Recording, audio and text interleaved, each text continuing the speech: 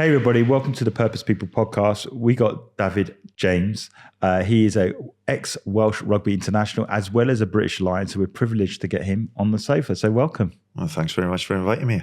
So obviously you as a rugby player have achieved the dream of many, and you've gone one step higher than that by becoming a British Lion. When you started playing rugby, did you ever think it would take you around the world in the way that it had? Did you think you were, that you may have had it in you, or was it just happenstance? No, it's funny, really. No, when you just enjoy what you're doing, it just comes naturally, really. And I was quite fortunate to play the game. I got an older sibling, my brother Stuart, who was probably, tipped for greater things than I. And, I was just under, as you get that sibling rivalry, you just become a little bit more competitive within each other, and you just go from there. But I think I just enjoyed playing. I wasn't exceptionally good from a young age. I was a late developer. Yeah. Grew up in South Africa for a little spell and watching my dad play, and just got the love for it. They're very passionate. They're very much like the Welsh in that regard of it's like a national game. Yeah. And, that's what we did. We'd done loads of athletics and played rugby, and I just enjoyed playing and being around people. And it wasn't until about 14, 15 years of age and people started saying, well, potentially you've got a little bit of something about you. But for me, it was just the enjoyment.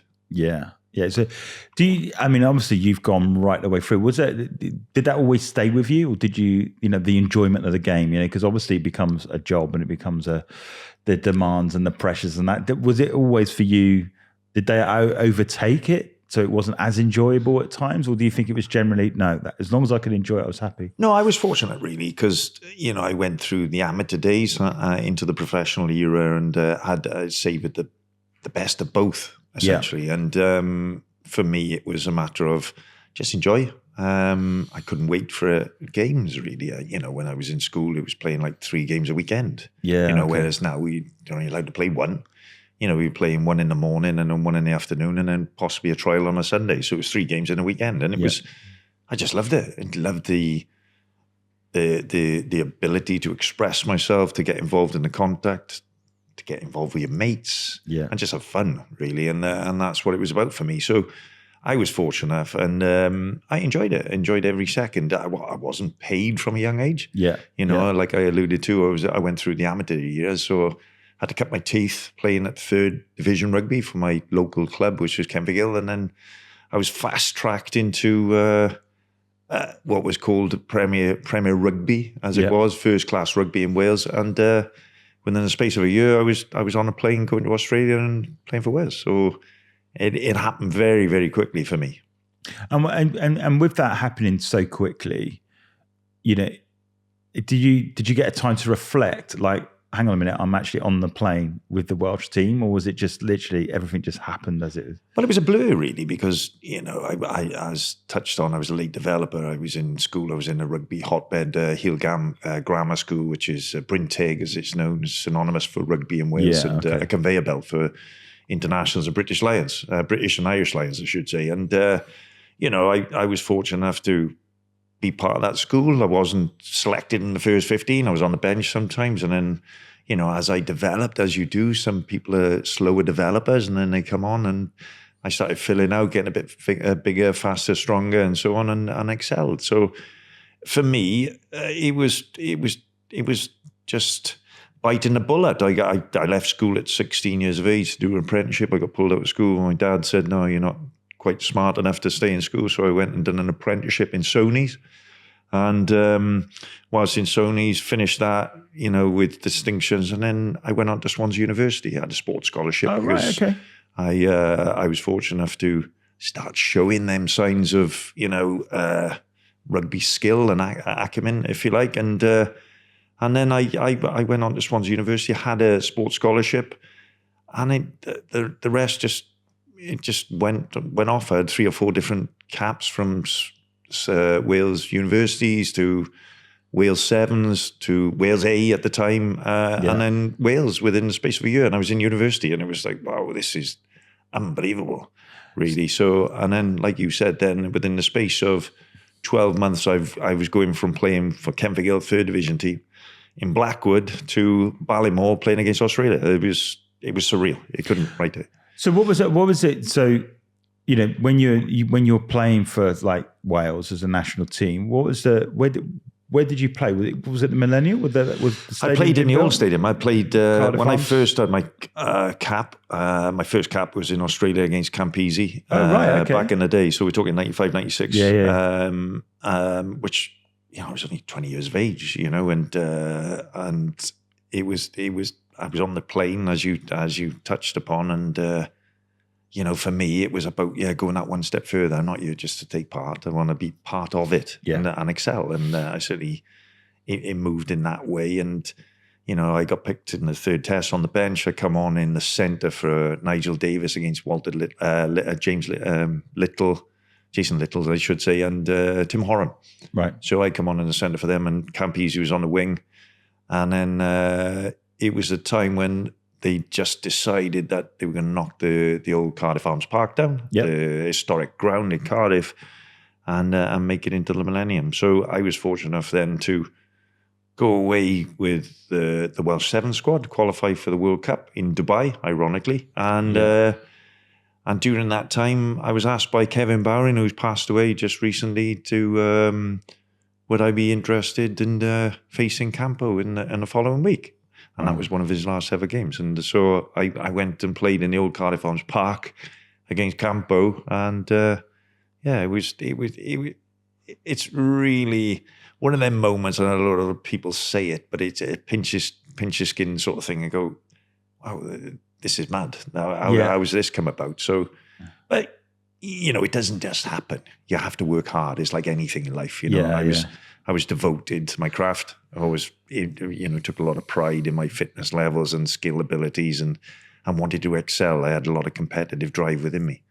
So did you have to train? So obviously you got training within the squads, but did you do a lot of training outside of it then? Because it seems to be in professional sport now, is that not only have they got a program like within the club and in the training ground and things like that, they've got a whole load of stuff that they're doing off the pitch. They almost don't get a summer off or whatever. They're continually training. Yeah, well, that's how I approached it really. And, at the time, there was only a couple of players, and, this is not blowing my ego, but it was a matter of, being professional before professionalism took place, really. I've never been a big boozer, frequenting bars and late at night. But for me, once I had that sniff of an opportunity to excel and represent your country, it was like, whoa, it was like a defining moment with a penny dropping. And so I started investing in myself, and thought, right, I'm going to train. And I trained, and I'd work hard on my side, try and work on my sidestep and my speed and strength and conditioning in a sense. So I was always giving myself that little bit more. Yeah, of course. But I had to learn. But there was no programs back in the day. It was basically, which way were we going? So it was a way to go. And I can remember the very first day that we went professional, officially went professional. We turned up at the club. People were, working latter stage of their career. And it was, right, what are we going to do today? I don't know. Let's go for a cooked breakfast. So we went for a cooked breakfast first to think about it. So it was that, amateur. It just shifted, isn't it? It shifted overnight, and it was unbelievable. So, it was a big transition, and it was the old mentality of within rugby where, hang on, no, you got to just follow rugby players. Now across the board, it's very holistic, and you look at different sports and see, hang on, how do they do it? How do football do it? How do American football do it? How do netball do things? How do you recover, right? So it was a matter of, pulling your head above the parapet and saying, right, okay, how are we best going to get these guys to excel? And that's what happened. And I had to try and do that myself, because it was like, well, okay, where are we going with this? I want to be one of them. It's about marginal gains, isn't it? That's the big thing now. And so you've got whole teams now looking at data and all that other wonderful stuff to be able to push that needle each time. So in all the games that you've played, what sticks out most in your memory as one of the games where you come off the pitch and you just thought, I'm so glad I was part of that. Is there a game that sticks out? I think I've been fortunate enough to play against so many great players, from the likes of Jonah Lomo, Hughes van Vestes, and Georgie Gregan, to Delalio, to Martin Johnson, whoever it may be. So I've been fortunate to play against some great, great players. But I think there's nothing more special than being a proud, Welsh person and representing your country in front of your home stadium and you're hearing the anthem. And it's the same if you're English, Scottish, Irish. I've been. It's amazing. It's and it's something that everybody wants to savor, but they can't savor. And, the adrenaline, the buzz, the expectation and the hype is just electrifying. And with that as well, the Lions, when I got selected to go on the Lions, that was special. However, to actually get picked when I was against the odds and people were saying, you're not going to do it, Dan Luger's going to play or Ben Cohen's going to play or whatever it was. For me, just to have that inner belief within myself, no, I'm coming here to play. And I did. I was fortunate enough and get selected and playing against that Australia team in 2001 in Brisbane. And coming out onto the ground, and it was as though you were playing at home. It was a surreal experience where it's like a Tom Cruise film when everything goes quiet and then all of a sudden this big explosion goes off and the atmosphere and everything kicks off, and that was surreal. Yeah. So there's moments like that, I suppose. Yeah. So from going from sort of like Welsh rugby to then the Lions, what was the biggest difference then between the two? Well, the media sort of intensity was a lot more because it's a scrummage of all these different media organisations coming together and the pressure, because it's not just one nation now; it's 4 nations coming together, and these nations have got to combine very, very quickly. Do they all hang out with one another, or do the Welsh hang out with the Welsh and the Irish hang out with the Irish? Yeah, you can have your little cliques, let's be quite honest, but they try and dispel that in the first sort of week. And bear in mind now you've got a short, limited time to come together. And we met on my particular occasion in Tilney Hall. I think it was somewhere in England, somewhere Hertfordshire, I think it was. And we come together, and the first people to meet the Welsh contingent who were coming in was Martin Johnson and Neil Back, to shake hands, whereas we mean rival competitors, the history between Wales, England sort of thing. And then all of a sudden, whoa, we're all part of the same team. And, it was a nice gesture really, because then it just broke the ice, settle it down. And it is a nerve-wracking experience because you turn it up, you're so excited. Yeah, you want to do it. You're looking who's your opposite number and you want the team to do well, but you want to be picked over them. And anybody who says otherwise is telling fibs. Yeah. But you come together very, very quickly. I shared a room with Johnny Wilkinson first off there, and we become good mates. And that's a surreal experience. You know what I mean? And you're going, wow. You know what I mean? Because you're experiencing. So that was 2001, yeah? 2001, yeah. So it's a weird thing, and they got to bring you together very, very quickly. So in order to try and excel on the field. So it's 4 different teams coming together to try and look at one game plan, and focus in. So you have to have the dynamics right. Yeah. And that was quite interesting. I've used that when I've gone through into the corporate world, really. It's about having the dynamics right and people management skills and, and different aspects that, I've taken from the rugby sort of field. So what do you think makes the player then? Do you think, is it their ability? Is it their mindset? Well, what do you think makes a player? Like for yourself, you've achieved what most people would dream of achieving if they're playing rugby. What do you think was the edge that you had over other people to get into that position? I think something that, I've seemed to have lost a little bit, my self-worth, my resilience to bounce back from adversity. And, just a self-belief to try and prove people wrong. I was written off with Wales. I was written off with the Lions. You're not going to go. He's going to go to Australia. He's not going to play. All this sort of stuff. And I use that as fuel. Right? Yeah, I'll prove you wrong. I'll train harder than everybody. Mm-hmm. I'll be there, more diligent. I'll be there. I'll try and get that little marginal games, the 1%ers, as they say.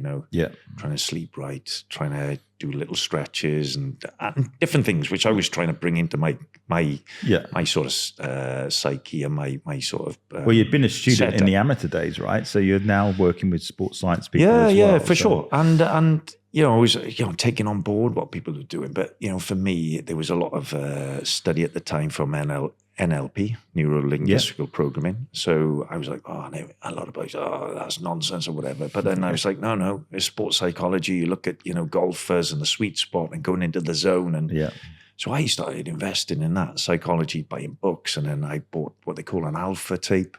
So at the time we had cassette tapes. Yeah, remember that? And just before the MP3 things come in. Yeah. And it was like, right, okay. So I'd listen to that. And every week religiously, right, think about what you're going to do. And so you live the experience prior to it actually occurring.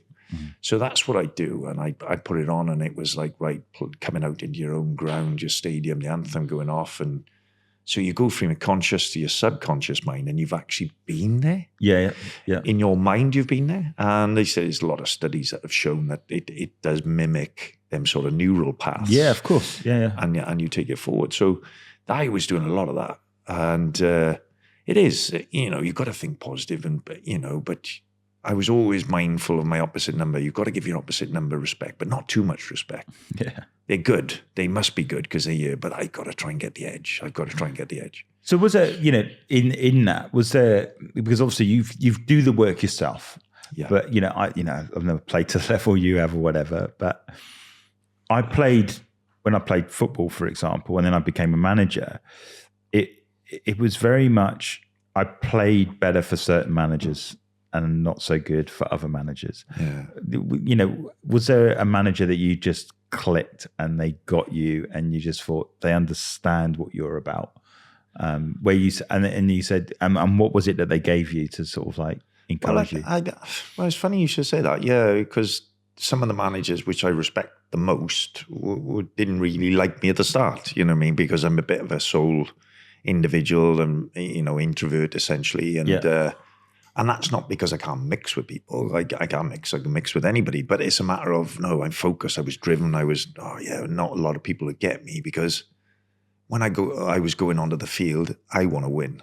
Yeah. And my opposite number, I've got to prove I'm better than you. Yeah. And I'd have that sort of not arrogance, but confidence in myself to go right. I'm going to try and be better than you. And people, look at him. He's totally not what I'm like, but I'm just there to win. So, some of the coaches I've had have been great motivators, not the best structurally, but best motivators in the sense of trying to get the best out of people. And like I alluded to, it's all about getting the dynamics right and managing people in the right way. I'm one of them people that doesn't need to be shouted and screamed at. No. What, arm around you? I'm more of having a cutch, and the Welsh word is for cuddle. Bring them in, right, you're good at this, you do that. And when I look back and reflect, there was one guy who was exceptional for Wales at the time, is when Graham Henry was taking place. We went on a run of 11 games, and Graham Henry was ironically on the Lions tour, and he actually told me he didn't think I'd get in. So, wow. And then he come on to me at the end and said I was wrong. He proved me wrong because I wanted to prove him wrong. But the guy who was the yin and the yang there was a guy called Steve Black. Coach Newcastle with Gaza, synonymous with a load of different professional sports people over the years from a multitude of sports. And he was really good in the sense of, he was criticised badly and wrongly in Wales because it was like, the team are not fit enough. He wasn't there to get international players fit. He was there to fine-tune them. Yeah. And ensure that they get that little bit out of them. It's like Craig Cornell. Big guy. Big mates with Steve Black. He would bring the best out of Craig Cornell. Sometimes Craig, he was like, he wouldn't run his weight, 22 stone, whatever. He wouldn't run his weight 6'8". Yeah. This guy could get him running through walls because he just respected him. He understood him. And he'd done the same with me. And he said, look, never mind everybody else. Look how fast you are. Look how good you are. Look at what you did. And he was exceptional for me. And I think it plays a pivotal role in professional sport, having someone like that. And in business as well. Because 100%. You have to have people who can communicate. Man managing and all that sort of stuff for me doesn't work. Yeah. If anything, I close up in a shell. Yeah, you're free reign. Go and express yourself. Especially when you're on the rugby field now. They say you got a number on your back, but that means nothing now. You go and express yourself, go and play. And it was like, wow. That's what I want to do. I want to get the ball in out. Well, it goes back to what you said in the beginning. It gives you the ability to enjoy it. Yeah. Yeah, and be that's who what it's you about. are. And I think that's the thing in business is that, when you're there is trying to get the people in the right position. Correct. And that they actually enjoy what they do. And your job as the coach or the manager or whatever is to give them the tools to be able to do that. And some are more entrepreneurial, some need a little bit more instruction, but it's understanding how they tick. And I'm very much, when I look at that in terms of education, I believe that's how education should be going as well, rather than one size fits all. We say, look, these are the actives, they're not trouble. They just don't want to sit at a desk for 8 hours straight. They're just not made for that, and or I'll tell you what, they've got ADHD, let's give them a load of pills. And it's like, no, you're just putting them in an unnatural environment and giving them a tag to make them feel, make yourself feel better, rather than go, no, how do we change the system to accommodate and get the best out of people? I agree. And having done, so many podcasts now, what's really startled me is the thing that people end up doing wasn't the thing they studied for. No, it's bizarre, and it's true. I watch a lot of Simon Squibb and sort of guys, and we're never really taught in school about entrepreneurship, expressing yourself. It's always regimented. Right, you got to do this. Yeah, you got to do that, and it's like, well, I'm not very good at that. And there's some kids, as I said, I was a late developer, so mentally and academically as well. So it was a matter of, I'm not very good at that. I haven't got the attention span to sit here and do that, and I'm really wired, and it's like, and it's hard. And so, no, he's obsolete, and get him out there. He's not good enough to do this, or she's not good enough. And then all of a sudden, like you said, you're not really getting the best out of people. No. And I've seen that, but from my sporting sort of years, they were the best people for me, like Steve Black, and then from there was a guy, Gareth Jenkins, who was exceptional as well for motivating a team. And you'd be like, oh, just the great Ray Gravel used to come into the Scarlets changing room back in the day. I don't know if you can remember Ray. He was actor, thespian, very charismatic guy, played in the centre for Wales and the British and Irish Lions, and absolutely incredible. Synonymous in Welsh folklore as well. Yeah. And this guy would come in and he was everybody's, and he roaring, singing, and you're thinking, Christ, he's Welsh and mental if you're coming down from England or whatever. You're looking at him going, but he just lived and breathed it. But you'd walk away in tears or whatever because he's that passionate about it, and you're looking and going, what the heck is this guy? But it meant so much to him. But he would bring something else out of you. Yeah, of course. Because it was rubbing off onto you, because you go, wow, if it means that much to him, and he's not even playing.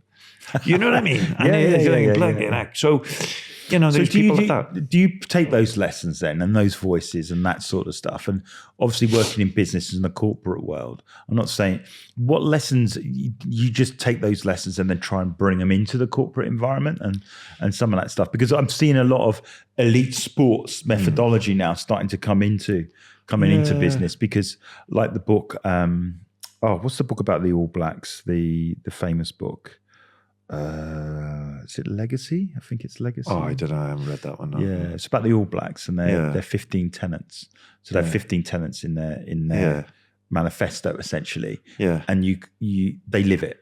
So the shirt is the shirt, and they have to leave it better than when they found it, for example. Correct. Sweep the sheds is another one that they've got, like you're not so big that you can't sweep up after yourself, No, that's right. And I think it's them sort of little traits, and I'm a big advocate for that, for, leaving a place in a better place, or a similar state to when you found it. Yeah. Say I live my life like that, my house, hang on, right, there's a cup there, right, I better wash it, put it back where it is, little things.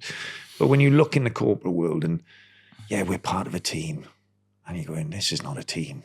Yeah. This is not a team. Yeah. You'll cut throat, you'll stab him in the back, or she'll do this, and you're thinking, hang on now.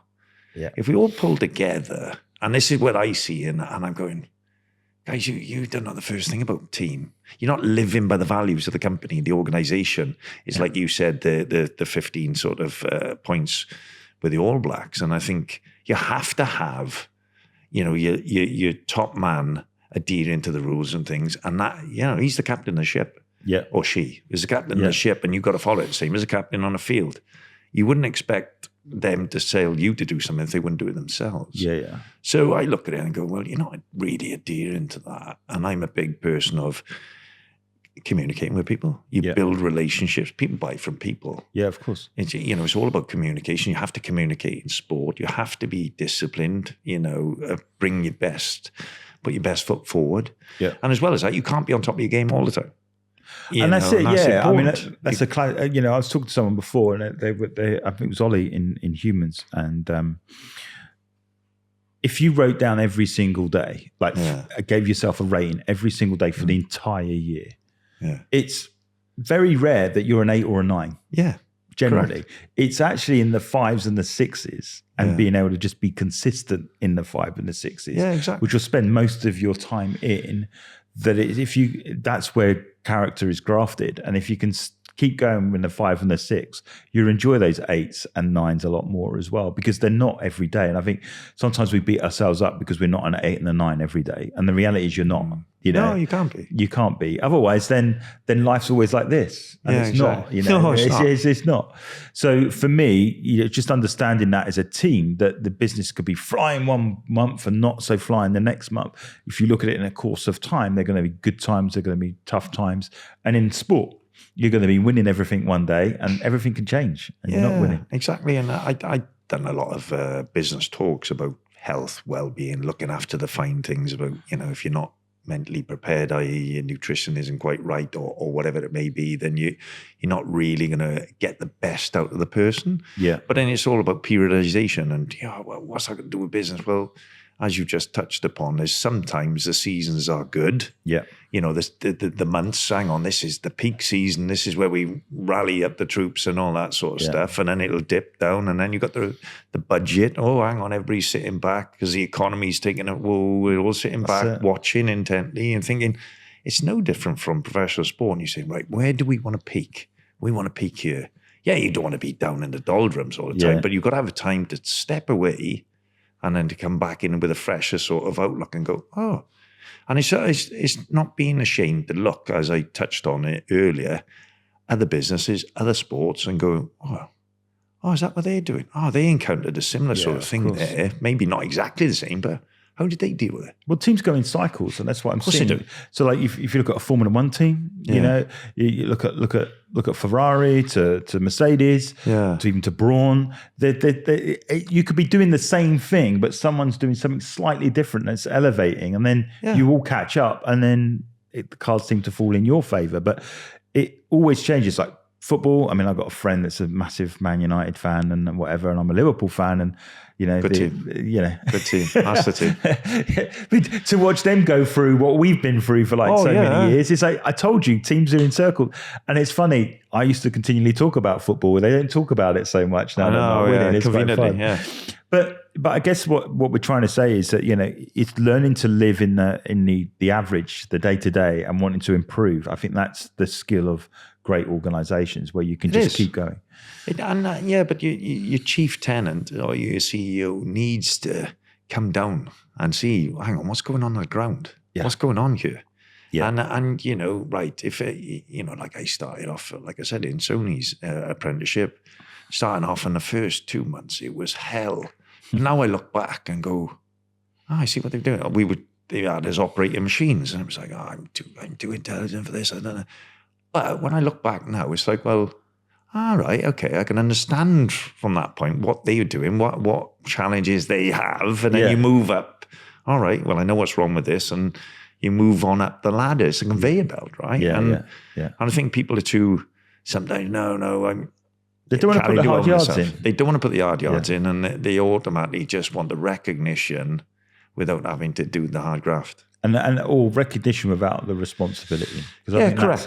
That's a big one as well. Yeah, they don't want to take the hard decisions. Oh, hang on, no, I'll pass it on to someone else. Hang on now. Well, it doesn't come with it. It comes with the territory, right? Yeah. So think about it. So obviously you've peaked rugby or whatever, but there comes a point in time where you start feeling it, and you start that the hits get harder, the time to recover takes longer, and then you have to come to that decision where I'm going to have to hang my boots up. Well, did you feel it immediately? Did you deny it? How did you come to the conclusion it was time to finish? Well, it was a difficult one for me because my career was, I went through the engineering route I went pro sport. During that time, I'd done several sort of nutrition courses. I got a diploma in nutrition. I got strength and conditioning courses. And my pathway was actually going to stay in sport. Yeah. I was doing media work at the time and different things. And whoa, this is great. And so I was going to be a conditioning coach. So it was going to be a coaching staff assignment. Used to be Stephen Jones, myself, and the director of rugby was a guy called Phil Davis, who, coached Leeds and Worcester and a few other teams. So, but unfortunately, during one of the games, I took a bump. I fractured my neck, bulging disc, fractured vertebrae.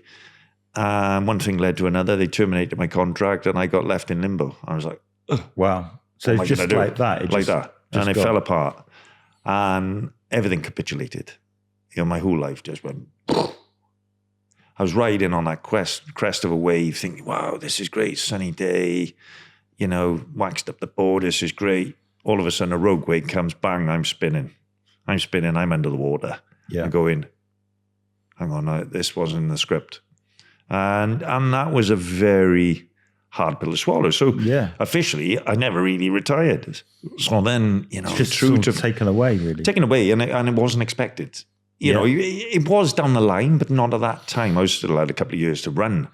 And it was, for me, it's all about how you look after yourself. And that's where you see some players going on 150 caps because they've looked after themselves. They didn't abuse their bodies. I was one of them sort of players. And it was taken away. And it was hard. It was like, whoa, what am I going to do? My personal life took a hit. Went through a divorce, had a couple of kids at the time. Still got a couple of kids. And it was hard. It was hard. I was soul searching, didn't know what I was going to do. So so you almost like living the dream, and then it turns into a nightmare. It was horrendous. It was horrendous. But the hardest thing for me was, and Danny and all the guys can vouch for this, is I was with all these people. They were all, you see the entourage, and you've got 40 guys you're with every day, and different things pretty much all year round. I'm talking 16 years of doing this, and I'm going, okay. And then all of a sudden, bang, no calls. Wow. Nothing. Oh, wow. That is like, does anybody like me then? Wow. No one must like me.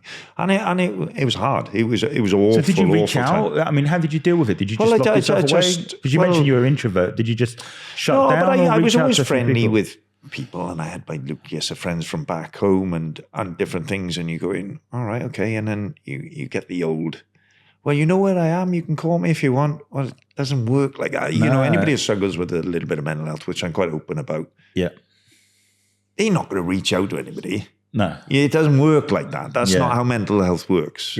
But I'm always on the other end of the phone, but it doesn't work like that. Yeah. And so I ended up going, right, okay, let's go further afield. So I went over to Hong Kong. I was in Hong Kong for 6 months looking for work. So I met a couple of good people there, false promises. You're going to do this, coaching, you're going to do that. All right.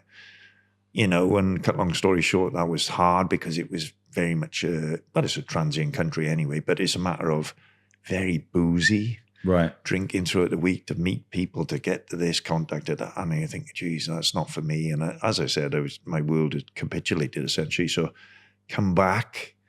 I'd subscribed to something called Sport to Business. Now my head's in turmoil now, going, what am I going to do?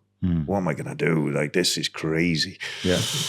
And it was a guy, and he said, look, I got an executive search company who were interested in, ex-sports people, because there's that overlap between sports people and the corporate world. And I said, all right, okay. Yeah, I'll go for it. What's the executive search? I Google, okay, yeah, all right. Okay, it's just bringing people into jobs and whatever, a bit more to it. So I was like, yeah, okay.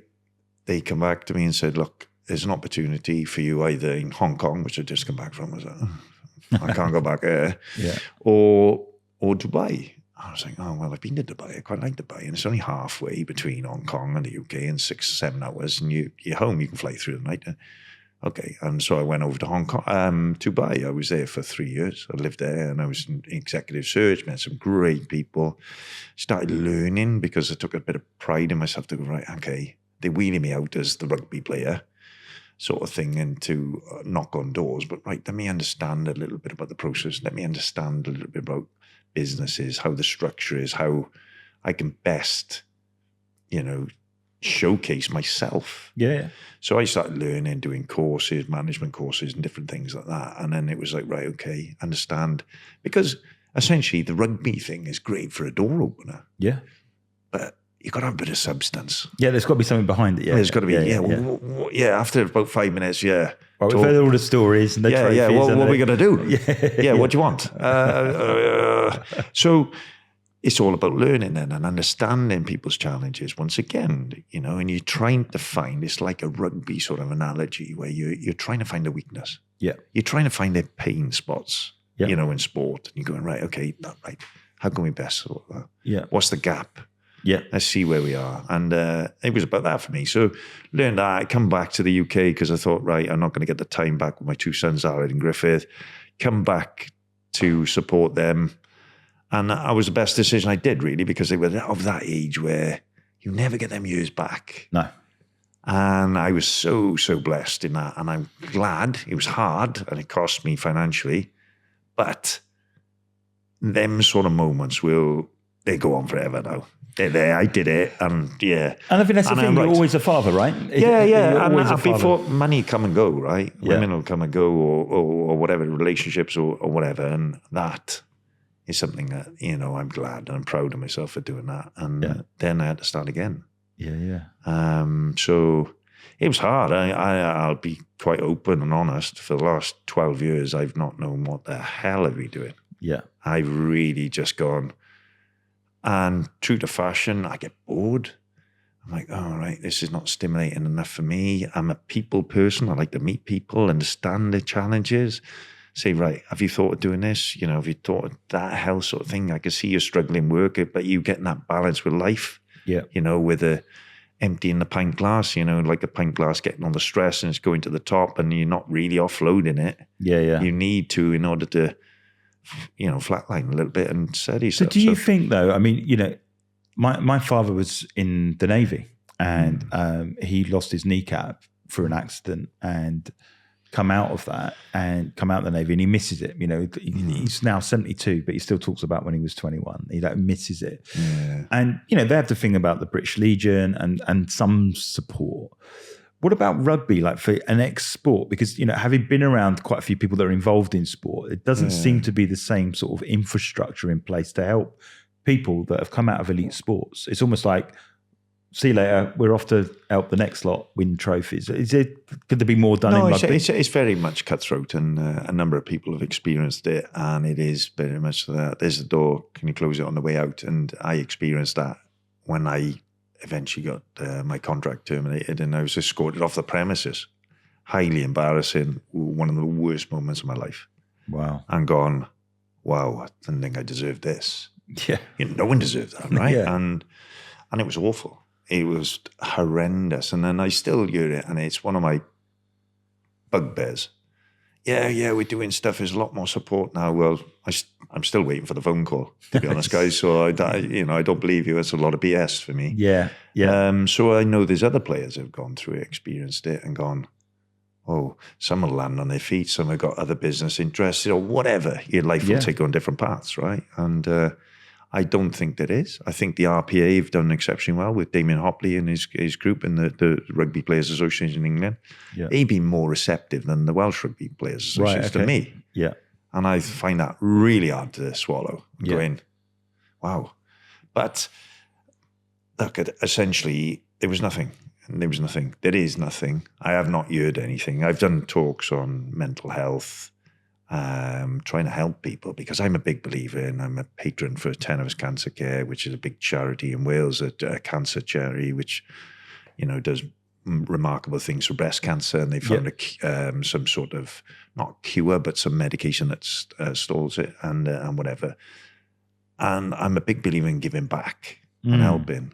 Yeah. So I'll talk, and I can remember to go in one talk and I was talking about my journey, if you like, about mental health, about the challenges I faced and the really dark times I've gone through. And there was a couple of people stood up in there, and usual stuff. Yeah, we're always here for you. We got on the other end of the phone, all that crap. And we'll get the union to call you. That was 3 years ago. Still not heard anything. Wow. And I thought, once again, I believe what people are going to say.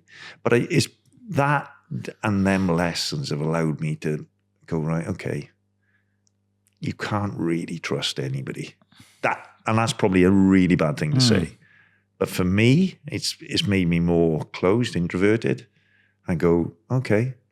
And I know people will reach out to me, and yes, they'll know if I'm down because they go, oh, he's gone a bit quieter and whatever. And I do.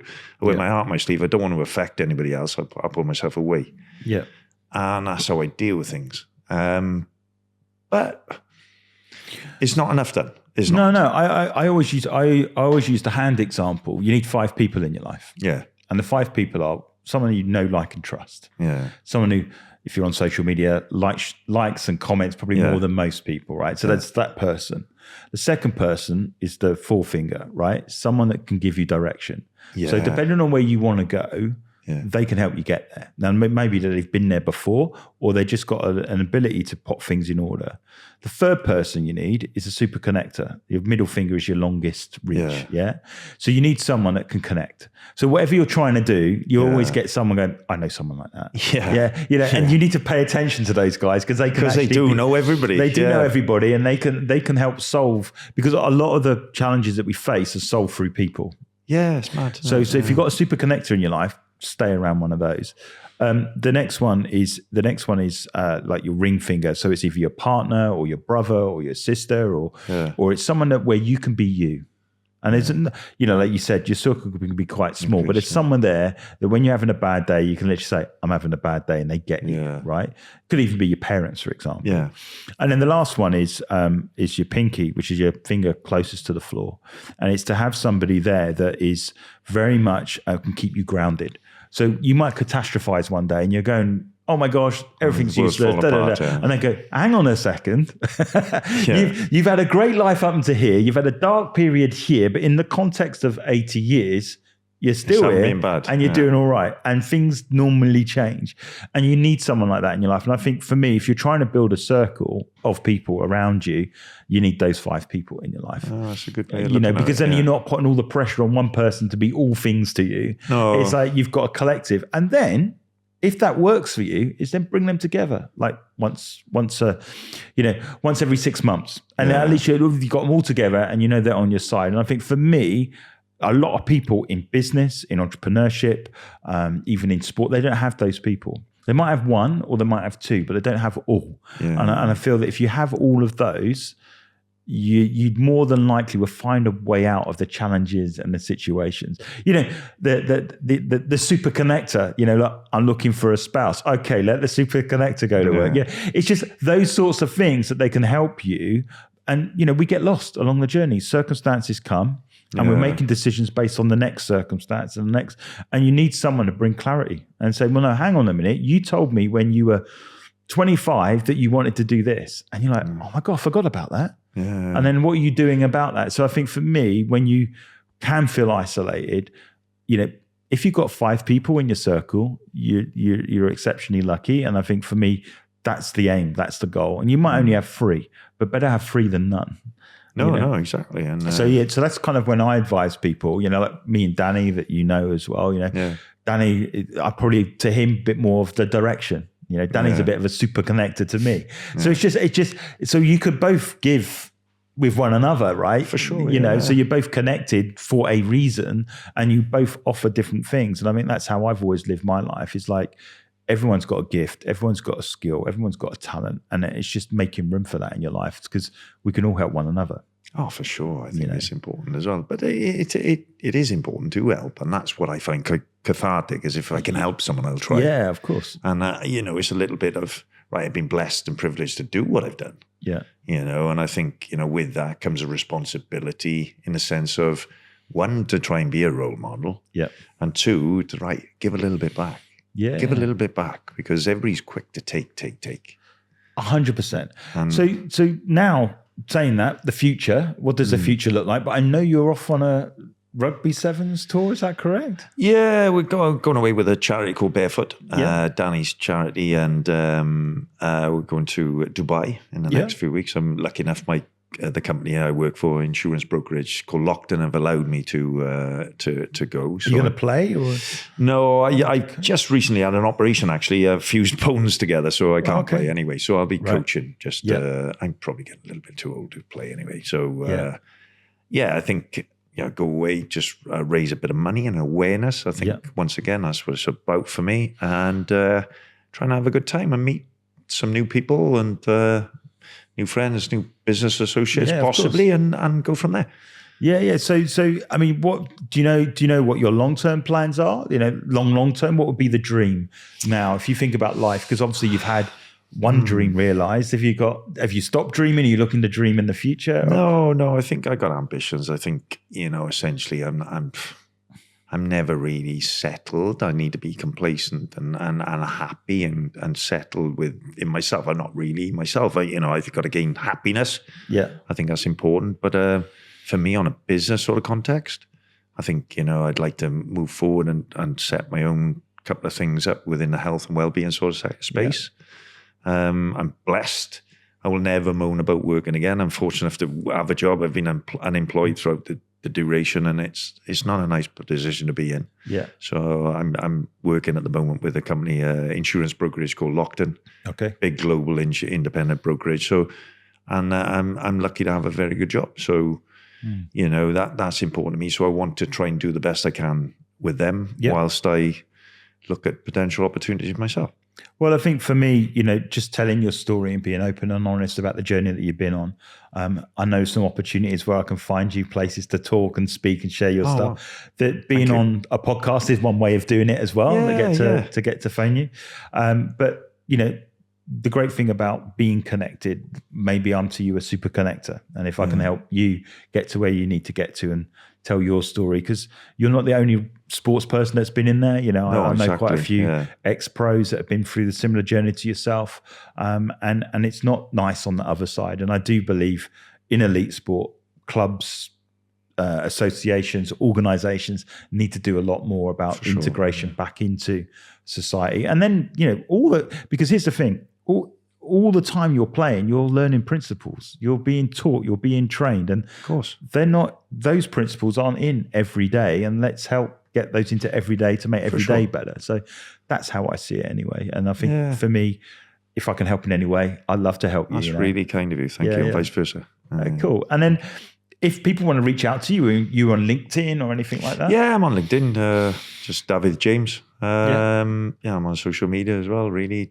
X, I was going to say Twitter, but it's not. It's X. And X now. Normally the Instagram, all that sort of stuff. But look, if I can help anybody with their mental health or that, if someone feels a little bit alone, they're not alone, because, 9 times out of 10, quite a few people have gone through different things in their 100%. Lives. And I'm sure the statistic, I think it is 50% of all people will have it. I think it's a lot higher than that, really, with the financial burdens and relationships, money, so on and so forth. And people will struggle, and it's okay to put your hand up.